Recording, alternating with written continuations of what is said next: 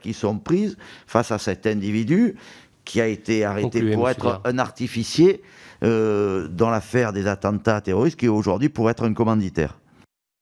Merci, monsieur le directeur. Ou on prend peut-être la question de Mme Untermaier ou... Oui, Madame, vous êtes d'accord, monsieur le directeur? Merci. Madame Untermaier, s'il vous plaît. Merci, merci beaucoup, monsieur le président. Merci, monsieur le directeur, pour ces propos très explicites sur la situation quand même de la prison. Moi, je voulais simplement, et de la manière la plus claire, dire que si le titre de la commission d'enquête a fait débat sur le terrain. Moi, on m'a appelé pour me dire dysfonctionnement et manquement de la politique pénitentiaire française. Sans le vouloir, je pense que nous avons un peu froissé des personnes qui se dévouent à cette mission. Et moi, je les ai rassurés en leur disant que ce n'était pas du tout l'esprit de la commission d'enquête, que de mettre le doigt sur des dysfonctionnements et manquements qui existent dans toutes les administrations, mais au contraire révélaient la difficulté de cette mission. Et je pense que nous sommes tous d'accord pour partager cette analyse. Nous n'avons évidemment pas... nous aimons les surveillants de prison, nous aimons l'administration pénitentiaire et nous savons combien nous avons besoin de vous. Et je tenais vraiment à le dire, ce n'est pas dans cet état d'esprit que je participe à cette commission d'enquête, et je sais que ni le président ni la rapporteure ne sont dans ce chemin-là. C'est important, je pense, de bien le préciser. Sur les réserves des politiques, c'est vrai que les politiques sont très réservés parce que ce n'est pas un sujet glamour. Évidemment, on aime mieux aller aider l'université, encore qu'on ne l'aide pas beaucoup, mais d'autres secteurs, plutôt que de s'occuper des prisons. Et comme vous le dites très bien, la loi d'Hérin est là pour nous le rappeler tout le temps. Et je pense qu'on a une vraie responsabilité, qui est que la politique pénale n'est jamais discutée au Parlement. Il faudrait pouvoir discuter, avoir un vrai débat et une vraie politique pénale qui soit discutée au Parlement et pas seulement au travers des lois où on rajoute une incrimination, etc., etc. Donc je pense qu'on porte, nous aussi, une part de responsabilité.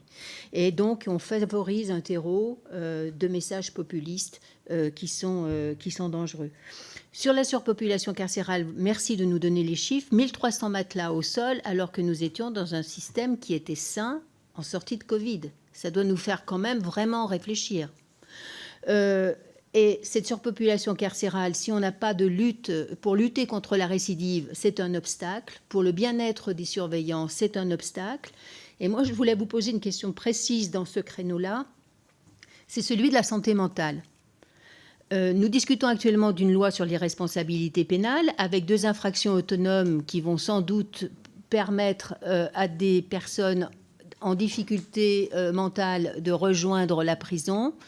Je voulais savoir comment était gérée cette question, comment vous vous préparez, même si ça ne sera pas en nombre important, à cette éventualité, et surtout connaître de manière beaucoup plus précise le chiffre qui laisse entendre que 30% des détenus n'auraient pas leur place en prison. Parce qu'on a là une piste qui, me semble-t-il, doit être très sérieusement explorée, par humanité, parce que celui qui est malade n'a pas à avoir sa place en prison, par souci de lutte contre la récidive, parce que ce n'est pas comme ça qu'on va l'aider à bien se comporter. Donc si vous aviez des chiffres beaucoup plus précis sur le nombre d'hospitalisations d'office concernant des détenus qui sont en situation de malaise psychiatrique, comment se font les soins, comment sont organisés les soins, et quand ils sont en sortie sèche, ou en sortie directe, comment fait-on pour s'assurer que les soins absolument indispensables que réclame leur État sont dispensés? Je vous remercie. Merci, monsieur le directeur. Vous allez répondre. Je m'associe à la première partie de ce qu'a dit ma collègue sur le retour qu'on a. Moi aussi, dans ma circonscription, notamment à Bois d'Arcy, il y a un petit hiatus entre ce qu'on veut faire et ce qui est ressenti. Et notamment le terme de dysfonctionnement